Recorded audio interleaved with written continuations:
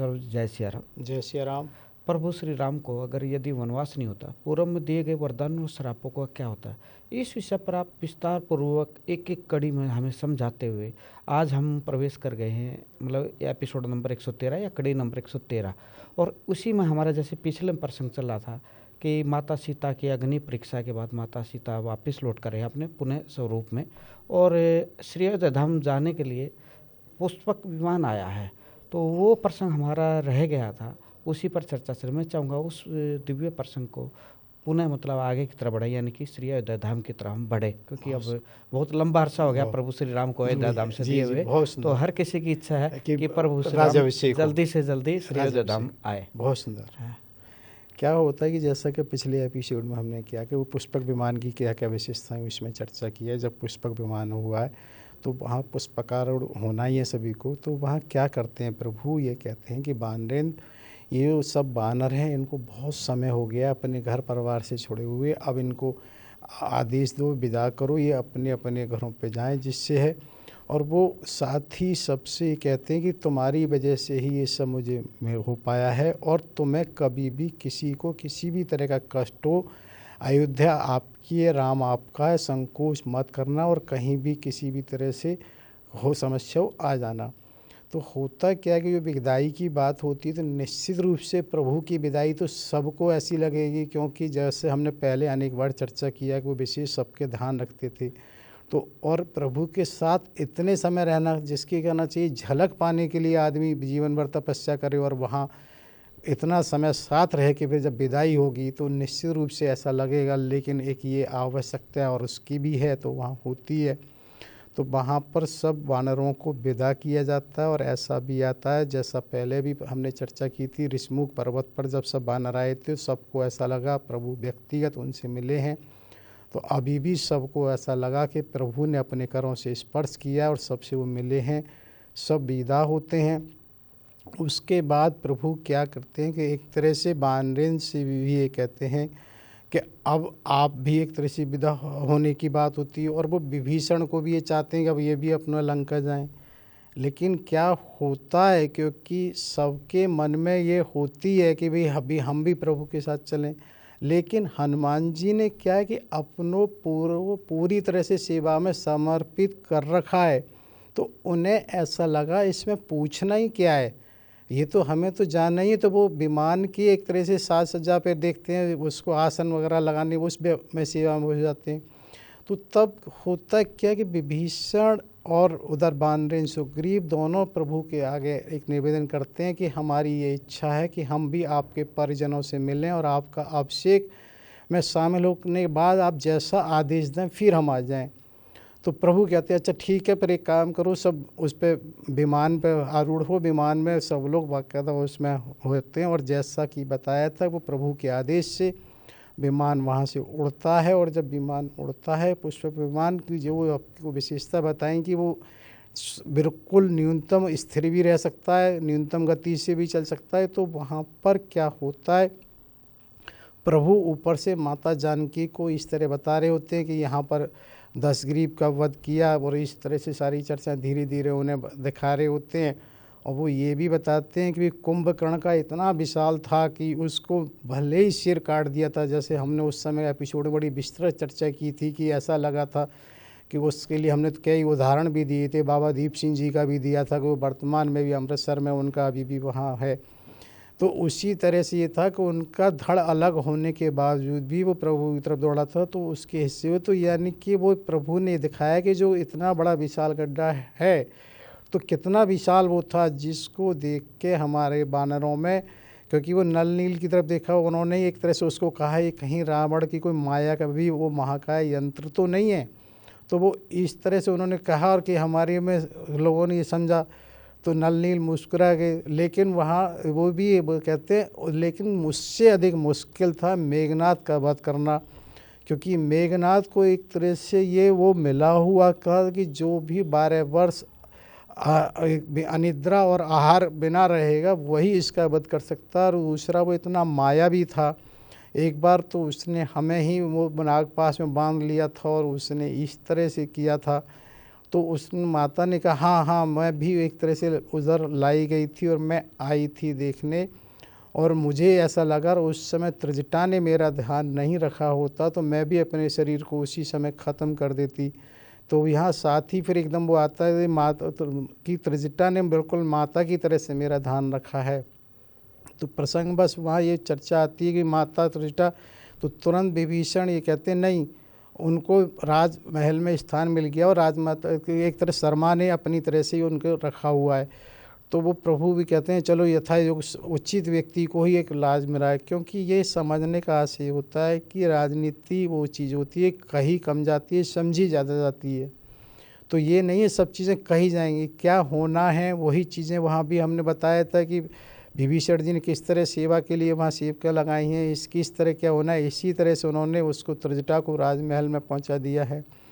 तो वहाँ इसी तरह की जब चर्चा चल रही होती है तो आगे वो देख रहे होते हैं कि वहाँ पर किस किस तरह से क्या हो रहा होता है। और क्या उस समय ना वो माता को इस बात बता रहे होते हैं कि भाई इसका वध वही कर सकता था। तो यहाँ पर क्या होता है कि जो लक्ष्मण जी की तरफ एक संकेत करते हैं कि इनकी वजह से ही मेघनाथ का वो हो पाया, तो वो माता एक तरह से उनको ये देखती हैं कि इनको एक क्षमा याचना मन में आता है कि इन्होंने मेरी तरह से कितना कष्ट सहा है। लेकिन जब उस तरफ उन्होंने देखा तो वो तो संकोच के कारण वैसे ही ऐसे हो रहे हैं। तो वहाँ पर प्रसंग को बदलने के लिए प्रभु ने देखा थोड़ा वैसा वातावरण हो गया है, तो तुरंत फिर वो कहते हैं कि अंगद ने, हनुमान ने या इन्हें अनेक अनेक राक्षसों का वध किया। तो वो उस चीज़ को प्रसंगावतार ये करना चाहते हैं कि वहाँ उसको बता रहे होते। कि जैसे भी आपने कहा कि इंद्रजीत को लेके एक तरफ जहाँ उनको वरदान मिले, इंद्रजीत को कोई नहीं जीत सकता, तो वहीं उनका तोड़ निकाल दिया था। मैं एक देसी भाषा में बात करता हूँ कि देवताओं ने श्री लक्ष्मण जी के रूप में, यानी कि उनको जो वरदान था कि भाई इनको कोई 12 साल जो न सोया हो, जती रहा हो, जती और सती बोल देते हैं एक तरह से कि लक्ष्मण जी, तो एक तरह से काट नहीं ढूंढ दी थी पहले ही। यानी कि हम अगर कोई छल कपट से कोई वरदान पाले हैं मतलब, तो विधाता कहीं ना कहीं उसका तोड़ पहले से ही निकाल के रखता है, जैसे लक्ष्मण जी के रूप में। इसको आप किस भाव में देखते हैं? इसको इस भाव में देखते हैं कि कैसी भी कोई भी नकारात्मक प्रवृत्ति ना उसका कभी अंत होना ही है, वो कभी भी सकारात्मक पर हावी उस समय के लिए काल में हो सकती है, लेकिन स्थायी रूप से नहीं हो सकती। जिसका भी कम से कम नकारात्मक शक्ति, चाहे रावण है, कुंभकर्ण है, मेघनाथ है, हर हालत में। और यहाँ ये चीज़ इसलिए महत्वपूर्ण है कि देखिए राम जी को ही वनगमन हुआ है, लेकिन अगर हम देखें माता सीता और लक्ष्मण जी नहीं जाते तो क्या पूरी लीला होती। तो उसी तरह से चीज़ें ऐसी जुड़ी हुई हैं कि कहीं ना कहीं सब पहले से निर्धारित हैं, क्योंकि मेघनाथ का भी वध होना है। मेघनाथ के वध के बिना क्या राक्षस राज समाप्त होता। तो यहाँ चीज़ ये महत्वपूर्ण इसलिए है कि सब चीज़ें जुड़ी हुई और मेघनाथ के वध होना ही था। भले ही वो निकमला मंदिर पे वहाँ गया, इसीलिए वहाँ सबको जाना पड़ा, उसका वहाँ से उसे ललकारा, तब उसका वध हुआ। और यहाँ इसी तरह से क्या होता है कि जब वो विमान चल रहा होता है तो उस विमान से ही विभीषण ये कहते हैं ये दास का आवास है, क्योंकि ऊपर से होता है इतने ऊपर। और वहाँ पर ऐसा भी आता है कि वो जो उसकी पत्नी शर्मा और त्रिजटा वगैरह वह खड़ी हैं तो माता जानकी उन्हें पहचान भी लेती हैं। और यहाँ हल्का से एक बात करता हूँ, उन्होंने आवास कहा है, तो क्या होता है कि पहले भी शायद चर्चा हुई थी कि आवास, निवास और प्रवास में थोड़ा सा अंतर होता है। जो आधिकारिक वास है, जो एक तरह से कहना चाहिए कि अस्थायी है, वो एक तरह से आवास है। मान लो राष्ट्रपति का जो आवास है तो राष्ट्रपति जो रहेगा उसके लिए है। और निवास का मतलब निज है, जिसमें कोई सीमा नहीं है, आप कहीं रहें। और प्रवास का मतलब होता है प्राथमिक, जैसे कोई व्यक्ति कहीं आया भी 2 दिन के लिए कहाँ रुका हुआ है, फिलहाल प्रवास वहाँ किया हुआ है। तो उसी तरह की उसमें उन्होंने कहा कि ये दास का आवास है। और वहाँ पर उन्होंने देखा और उसके बाद वो धीरे धीरे वहाँ आगे बढ़ रहे होते हैं। तो क्या होता है कि जब वो बढ़ रहे होते हैं तो तभी इस तरह की, क्योंकि सुन तो रखा था माता जानकी जी ने कि किस तरह से सागर पर सेतु बनाया है और कहाँ क्या हुआ है, तो उनके मन में एकदम वो हुई, अरे प्रभु आपने तो ये सागर पे एक तरह से माला ही पहना दी। वो सेतु को देख के वो बेहाल हो जाती हैं, क्योंकि इतना विशाल सेतु है। और अब वो सेतु, क्योंकि ऐसा माना जाता है कि जो पानी की वो हैं उन लहरों के साथ एक तरह से समतल टाइप हो गया, कि पानी उसके ऊपर से भी जा रहा होता है। और क्योंकि ये तो युद्ध होने से पहले उपयोग हुआ, उसके बाद कोई गया नहीं, अब विमान से जा रहे हैं।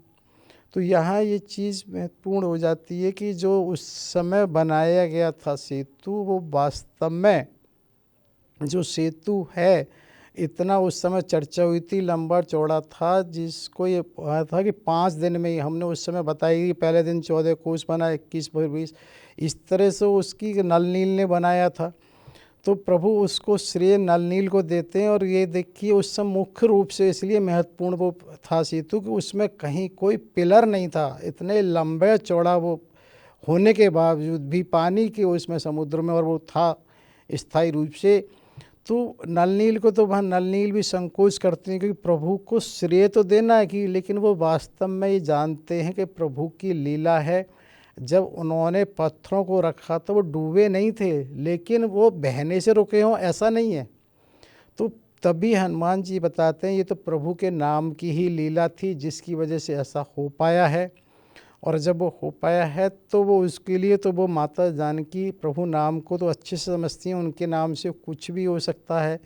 और वहाँ ये हो जाता, तो तभी प्रभु कहते हैं कि देखो एक तरह से विभीषण से ये तो वो स्थान है जहाँ तुम पहली बार आए थे, क्योंकि अब वहाँ वो ये भी कहते हैं कि देखो जानकी ये वो है जहाँ हमने भगवान शिव की पूजा की थी उस पर। क्योंकि जब वो हमने उस समय चर्चा की थी, आचार्य रावण को बनाया गया था, वो अपने विमान में ही लेकर माता जानकी को आए थे, जिससे क्योंकि पूरी पूजा हुई थी। तो माता जानकी ये कहती है हाँ मैं भी दर्शन करूँगी। तो वो विमान को नीचे उतारा जाता है और माता उसके दर्शनों के करने के लिए वहाँ आती हैं। दर्शन करके ऐसा भी प्रसंग आता है कि और वानर वहाँ स्नान किए हैं सागर के, उस समय वहाँ इस तरह की चर्चा रहती है, वो पूजा करती है। हल्का सा वहाँ जिक्र उस हनुमदीश्वर का आता है, हनुमान जी का। तो वहाँ हनुमान जी थोड़े से वैसे हो जाते हैं। क्या हुआ, तो उस समय हमने पहले प्रसंग में किया ना, हनुमदीश्वर की स्थापना क्यों हुई थी, जो हनुमान जी थोड़ा विलम्ब हो गए थे, हल्का सा उनको रोष आया था, उस समय निकल रहा था, तो जिसकी वजह से प्रभु को ऐसा लगा या हनुमान जी को। तो उसके बाद क्या होता है, लेकिन विभीषण जी एकाएक वहाँ आके हाथ जोड़ के प्रभु के सामने खड़े हो जाते हैं। तो सबको लगता है अरे विभीषण जी को कुछ कहना है क्या। तो वो कहते प्रभु आपको क्या संकोच है मेरे से कुछ कहने में, तुम्हें कुछ कहना है तो बताओ क्या कहना है। तो वो ये कहते हैं प्रभु आपने 10 ग्रीव का तो वध एक तरह से कर दिया, आपको तो स्वस्थ तो पूरा प्राप्त हो गया, अब उसमें तो कहीं कोई असुविधा है ही नहीं। लेकिन यदि ये सेतु रहा आया तो हो सकता है कि इस सेतु के रहने के कारण कुछ मुनिगण विप्रगण और कुछ लंका का आवागमन करें। और ये आप भली भांति जानते हो कि सारे राक्षसों का जन्म जातरण से जो स्वभाव है पूरी तरह से नहीं बदल सकता। और उस समय उनका किसी तरह से अपमान हुआ, मान लो हो सकता है कल को उन्होंने ही श्राप दे दिया, और ये दास अपने को ये मानता असमर्थ है, क्योंकि मेरे पास कठोर दंड का प्रावधान नहीं है। क्योंकि 10 ग्रीव तो एक तरह से कठोर दंड से अपना संचालन करते थे, तो सब राक्षस भयातुर रहते थे। मुझे तो वर्तमान में वैसे भी ये लगता है कि अभी तो इनको ऐसे उससे निकले हैं, तो इनके साथ कठोरता तो नहीं बरती जा सकती है। तो मुझे कठोर दंड का है नहीं, या तो कुछ ऐसा प्रभु आप करें इनका पूरा स्वभाव ही बदल जाए तो उचित है। तो प्रभु को लगा ये बात तो इनकी सही है। तो प्रभु वहाँ से कहते हैं धीरे से एक तरफ आते हैं जहाँ से वो उसका सेतु का शुरू होता है। और प्रभु के क्योंकि वो जो सेतु है वास्तव में संकल्प बल से है, क्योंकि ये पहले भी कहा कि 5 दिन में ऐसा सेतु कैसे निर्माण हो सकता है, और 5 दिन में तो संभवतः इतनी सामग्री भी नहीं जुटाई जा सकती है, और बिना किसी खंबे के बिना किसी उसके आशय के और इतना लंबा चौड़ा पुल रह सकता हो नहीं। क्योंकि उस समय भी चर्चा हुई थी 10 योजन चौड़ा 100 योजन लंबा है, एक तरह से 120 किलोमीटर चौड़ा हो, 1200 किलोमीटर लंबा पुल हो। तो वो इस तरह की चीज़ों को, लेकिन क्या होता है कि प्रभु वहाँ पहुँचते हैं और एक धनुष की उससे हल्का सा एक पत्थर को वो करते हैं, तो सारा पुल ऐसे ढह जाता है जैसे कुछ था ही नहीं, थोड़ी ही समय में सारे पत्थर भी बह जाते हैं। तो ये बात इसलिए थी कि वास्तव में जो सेतु है प्रभु के संकल्प बल से ही था। जब संकल्प उनका खत्म हो गया, अब उसे नहीं रहना है तो वो नहीं रहा। सर ये बड़ा मतलब एक अद्भुत प्रसंग निकल के आया कि प्रभु श्री राम ने ही स्वयं श्री राम सेतु को ध्वस्त किया था। मतलब इसका हमें मतलब जानकारी नहीं थी। बनाने की तो हम सब जानते के लीला है कि प्रभु श्री राम ने एक सेतु बनाया लंका तक पहुँचना, लेकिन ध्वस्त भी स्वयं ही किया। इसके विषय में थोड़ा एक बार फिर से जाएंगे जी थोड़ा जी। विस्तार से। क्या है कि ये प्रसंग श्री प्रातः स्मरणीय श्री श्री सुदर्शन चक्र जी द्वारा रचित श्री रामचरित के उत्तरखंड से ही लिया गया है। उसमें ये स्पष्ट लिखा है कि जब विभीषण जी को ऐसा लगा तो प्रभु तो किसी को किसी भी तरह का कष्ट के बारे में तो सोच ही नहीं सकते, वो उनके सखा है, तो ऐसी संभावना ही क्यों रहे। और ये वो भी जानते हैं कि सृष्टि में कभी एक सी सोच नहीं हो सकती, तो उसकी वजह से उन्होंने अपने संकल्प से किया। और ऐसा भी आता है कि जब ध्वस्त हुआ तो सबके मनोभाव थोड़े से वैसे हो गए, क्योंकि हर व्यक्ति सोचता है कि देखिए इतनी बड़ी एक व्यवस्था थी, उसको प्रभु ने मुस्कुरा के ध्वस्त कर दिया। आज भी व्यक्ति क्या चाहता, मेरा नाम, मेरा यश, मेरा वो। थोड़ा सा भी आप देखिए गली मोहल्ले में भी कुछ होता है, एक पत्थर हम ये सोचते हैं कि नेताजी का ऐसा लगा रहा है कि जन्म जन्मांतर वो सोचते हैं पत्थर रहे चाहे काम रहे या न रहे। तो जबकि वहाँ तो प्रभु ने ऐसा सेतु जो आज भी अकल्पनीय है, पहले अनेक बार चर्चा होगी, तो उस सेतु को भी ढहाने में एक बार नहीं सोचा। तो उसके बाद फिर सब पुष्पकारूढ़ हो जाते हैं, एक तरह से पुष्पक पर ही आरूढ़ होते हैं। और जब होते हैं तो ऊपर से वहाँ पर प्रभु ही स्वयं थोड़ा सा फिर चर्चा को बदलते हैं। मन में आता है कि अभी एक तरह से किष्किंधा वानरेंज की जो नगरी किष्किंधा है, अब हम वहाँ पर चल रहे हैं। क्योंकि क्या होता है कि जो हमने चर्चा करी सेतु के बाद और किष्किंधा तक, तो पहले भी जब वो वानर गए थे तो कुछ था ही नहीं। तो वहाँ अब सीधी चर्चा की वैसा आती है कि वो जाते हैं तो ये कहते हैं वानरेंद्र की, तो माता जानकी प्रभु से ये कहती हैं, तो क्या हम ऐसा कर सकते हैं कि जो इनकी वानरेंद्र की पत्नियाँ हैं उनसे मिलना हो जाए और उनको साथ ले जाने की अनुमति हो सकती है। तो प्रभु उसको ध्यान में रखते हुए वो विमान नीचे उतरता है, उनसे कहते हैं, और वानरेंद्र सुग्रीव से ये कहते हैं क्योंकि मैं नगर में जा नहीं सकता, और एक तरह से जानकी और लक्ष्मण जी समय अभाव कहना अवकाश न होने के कारण वो भी नहीं जा पाएंगे, तो तुम ही शीघ्र एक तरह से मिलाओ और हुआ। तो क्या होता है उसी समय हनुमान जी प्रभु से कहते हैं, क्या मुझे अगर आज्ञा हो तो मैं अपने माता के दर्शन करने चला जाऊं। तो प्रभु तुरंत कहते हाँ हाँ हाँ, तुम्हें जाना चाहिए, और तुम इसलिए भी चले जाओ कि कुछ समय तो पुत्र को और माता को एकांत का मिलना ही चाहिए। वैसे उन पूज्या का दर्शन हम भी ज़रूर करेंगे। तो वो एक तरह से हनुमान जी वहाँ से चले जाते हैं। और क्या होता है कि जो वानरेंद्र हैं तारा, रोमा और अन्य के साथ वो वहाँ आते हैं और सबका एक तरह से स्वागत सत्कार वहाँ करते हैं।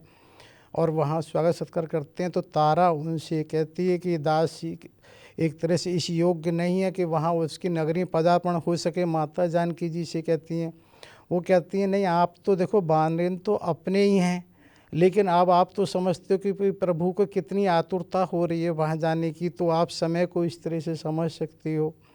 तो वहाँ पर क्या होता है कि एक बार ना मन में तुरंत ये आता है कि अरे देखो यहाँ रोमा और तारा हैं, वहाँ एक तरह से शर्मा और मंदोदरी हैं, कि एक स्वाभाविक सी बात है कि दोनों की स्थितियाँ में कहीं ना कहीं समानता एकदम आती है। क्या है कि एक तरह से तारा और वो मंदोदरी, वो उनके जो हाव भाव हैं वो प्रशासिका के हैं, जैसे आज एडमिनिस्ट्रेटर कहते हैं। जबकि रोमा है और शर्मा है वो एक तरह से घरेलू महिला जैसे होनी चाहिए उस तरह से हैं। और तो उनको भी कहती हैं कि देखिए किस तरह से संजोग है कि दोनों की स्थिति इस तरह से एक हुई है। तो माता जानकी जी इस तरह से कह रही होती हैं और रोमा से मिलके प्रसन्न विशेष ये होती है कि वो बिल्कुल ऐसे लगती है बच्ची सी, एक तरह से उसके भाव इस तरह से होते हैं। और ऐसा भी आता है कि तारा वहाँ कुछ मधु शक्कर एक तरह से कुछ उपहार स्वरूप वगैरह लाती हैं, तो प्रभु की स्वीकृति से उन्हें अपनाया भी जाता है। और वहाँ इस तरह से चर्चा रही होती है। और फिर वहाँ से जब चलने की बात आती है तो उस समय ये आता है क्योंकि एक तरह से वानरेंद्र, सुग्रीव और अंगद तो जा रहे हैं, तो तारा इसलिए नहीं जा सकती। तारा एक तरह से वहाँ की प्रशासिका है, तारा को तो कार्यभार देखना है कि किसी भी राज्य की व्यवस्था के लिए जैसे वर्तमान में भी होता है ना, गृह मंत्री और प्रधानमंत्री सब एक साथ नहीं कहीं जाएंगे, कहीं ना कहीं एक होने चाहिए कब स्थिति परिस्थिति में आवश्यकता हो। और वास्तव में तारा प्रशासकाएँ इतने समय से वो सब देख ही रही होती हैं, तो वहाँ तारा नहीं जाती हैं और उस समय रूमा और उसके साथ अन्य चीज़ें जाती हैं। इधर क्या है कि प्रभु को भी एक तरह से जल्दी है, तो वहाँ से फिर क्या होता है कि अब बार विमान को केवल सीधे अंजना शिखर पे उतरता है। तो वह अंजना शिखर पे होता है, तो क्या होता है कि माता और पुत्र एक तरह से मिलन में हनुमान जी ने जब तक तो ये बताया ही नहीं कि वो प्रभु भी इस तरह से आ रहे हैं, क्योंकि ये वास्तव में जो मिलन है इसको भाव को आज समझना इसलिए बहुत मुश्किल है, क्योंकि वर्तमान में क्या होता है कि हम कम्युनिकेशन सिस्टम इतने हो गए टेलीफोनिक, वो भाव ही पैदा नहीं होता। अगर 40-50 साल पुराने समय में जाएंगे तो समझ में आएगा कि किस तरह से आदमी मिलने का अर्थ क्या होता था। इस तरह से उसके भाव जागृत होते थे कि वास्तव में कुछ समय उसको नॉर्मल होने में लगता था, साधारण वो हो नहीं पाते थे भावों को। और तो और हमें स्मरण आ रहा है कि जब फ़ोन भी करते तो सबको एक दूसरे को ये प्रयास रहता था कि अपने भावों को नियंत्रण रखें सामने वाले को, क्योंकि सबका ये था कि उसे कष्ट ना हो, जिसे फ़ोन मिला रहा है उससे लगता उसे कष्ट ना हो। तो इतने संयमन से अपने भावों को दबा दबा के बात की जाती थी। तो ये बात इसलिए कही जा रही है, वर्तमान में हम क्या करते हैं कि दिन भर की खबर एक दूसरे से ले लेते हैं, जब वर्षों से कोई खबर ही नहीं होती थी, सिर्फ एक तरह से आदमी की भावना ही भावनाएं होती थी। तो यहाँ प्रभु हनुमान जी और माता जो अंजना है, तो वो इस तरह से मेल में वो भूल ही गए कि कहीं कुछ। जब उन्होंने विमान की आवाज़ सुनी तब प्रभु ने, हनुमान जी ने उनको बताया कि प्रभु भी आपके दर्शनों के लिए आ रहे हैं। तो एकदम माता अंजना उसको तैयार हुई कि उन्हें कुछ तैयारी करनी होगी। तो कि क्या होता है, बड़ी प्रसन्न हुई, भाई तू वास्तव में मेरा पुत्र हुआ, मैं पुत्रवती हुई, तूने इस योग, क्योंकि प्रभु के दर्शन अगर किसी को मिल रहे हो तो ये कैसी अपरंपार हो, क्योंकि उसे भी मालूम है उन्हें कि बहुत प्रयास के बाद भी सबको नहीं मिलती और ये केवल हनुमान जी की वजह से उसे मिल रहे हैं। तो वहाँ पर ऐसा भी आता है कि केसरी एक तरह से अलग रहे हैं, क्योंकि केसरी तो साथ में ही थे, जबकि उन्हें लगा अब ये अंजना और उनका है, तो वो वहाँ पर वो तैयारी कर रही होती हैं। तभी प्रभु वहाँ पहुँचते हैं और वो कहते हैं एक तरह से, सानुज श्री राम और दशरथ के पुत्र आपको सादर प्रणाम करते हैं।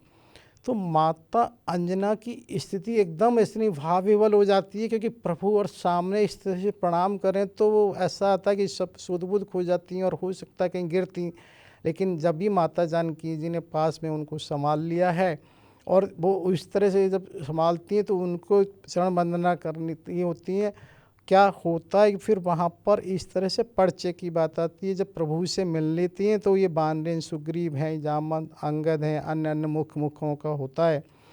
क्या होता है, जानबूझ के, क्योंकि जो विभीषण हैं वो सबसे अंत में आते हैं, क्योंकि वो इस चीज़ को समझते हैं भाई पहले स्वपरिवार लोगों का आपसी परिचय होना चाहिए, मिलन होना चाहिए, वो तो एक अपरिचित हैं।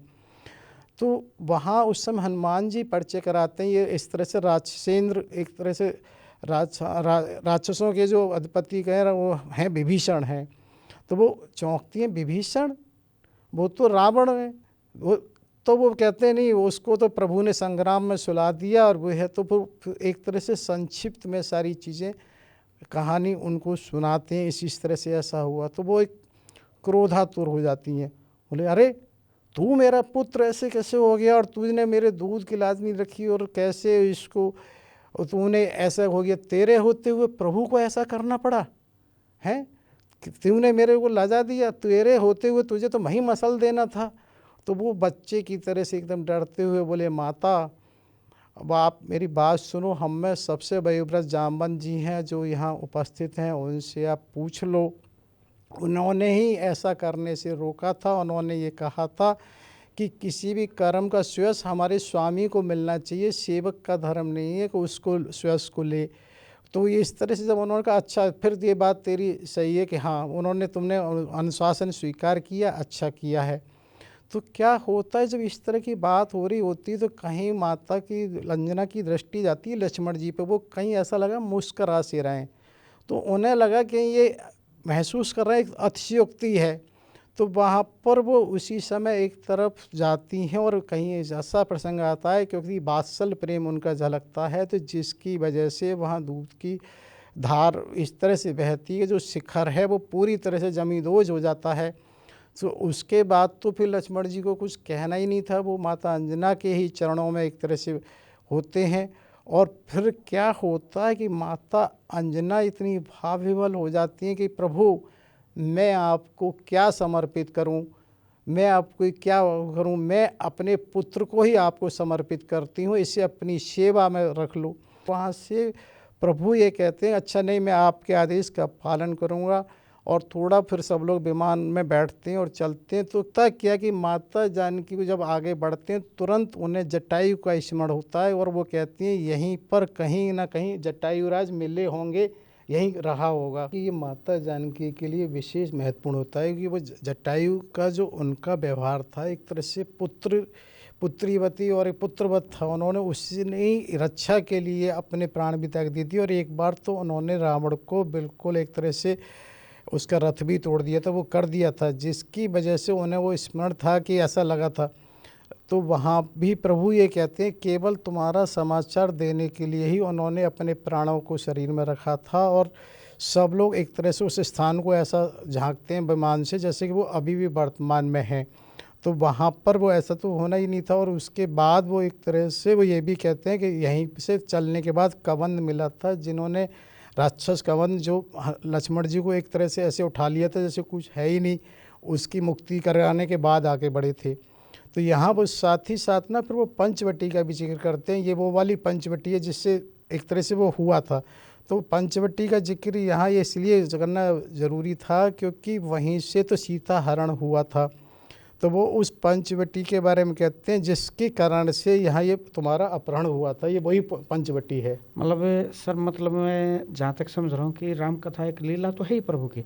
एक के साथ साथ अगर हम वर्तमान समय को देखें तो माता सीता ने जो भूमिका निभाई है रावण वध के बाद, जैसे मंदोदरी माता के साथ चर्चा की है, फिर तारा माता के साथ भी की, एक तरह से राजनीतिक संबंधों को किस तरह से एक पारिवारिक संबंध बनाए, ये एक अहम भूमिका नहीं है अगर वर्तमान समय को देखें तो। क्योंकि ये इसलिए महत्वपूर्ण है कि अब वो माता जानकी भी जानती हैं कि उनको साम्राज्ञी होना है। तो साम्राज्ञी होना है तो साम्राज्ञी का दायित्व तो क्या होता है वो भली भांति जानती हैं, क्योंकि उन्होंने दोनों चीज़ें देखी हैं। जिस परिवार से आई हैं वो भी राजा जनक हैं, जिस परिवार में आई महाराज दशरथ चक्रवर्ती थे। तो वो समझती हैं कि कहाँ पर किस समय, और यही वास्तविक में आवश्यकता है कि आज के दौर में क्या है कि हम सब एक ही उसमें रहना चाहते हैं। जो भिन्न भिन्न भूमिका जिस समय की आवश्यकता हो उसके हिसाब से रह सकता है, वही वास्तव में ज़रूरी होता है। प्रभु श्री जैसे कि 14 वर्ष के वनवास प्रभु श्री राम अयोध्या की तरफ लौट रहे हैं। अब इसमें एक प्रसंग और श्री हनुमान जी का भी आएगा कि भरत जी को सूचना देने जाना है, लेकिन इच्छा थी कि इस प्रसंग में सुने, लेकिन समय की अपनी एक मर्यादा है।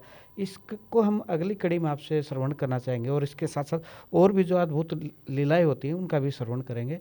और आपने आज की जो हमें जानकारी दी और मार्गदर्शन किया, खासकर प्रभु श्री राम का, यानी कि अपने जो मेहनत से बनाया एक इतना बड़ा पुल का निर्माण किया सेतु का, और जिसको चाह रहे थे कि सदियों तक, लेकिन नहीं, एक मतलब बुरा होने की कल्पना भविष्य की, यानी कि नज़दीक का फायदा नहीं, दूर के दुष्परिणाम देकर उसको तुरंत ध्वस्त कर दिया। ये एक अद्भुत प्रसंग था हमारे लिए और आपने इसके लिए जो भी जानकारी दी, मार्गदर्शन किया, आपको हम धन्यवाद करते हुए जय सिया राम कहेंगे। फिर मिलते हैं अगली कड़ी में और दर्शकों से भी ये कहेंगे आप देखते रहिए इसको और इस पर मंथन कीजिएगा श्रवण से ज़्यादा।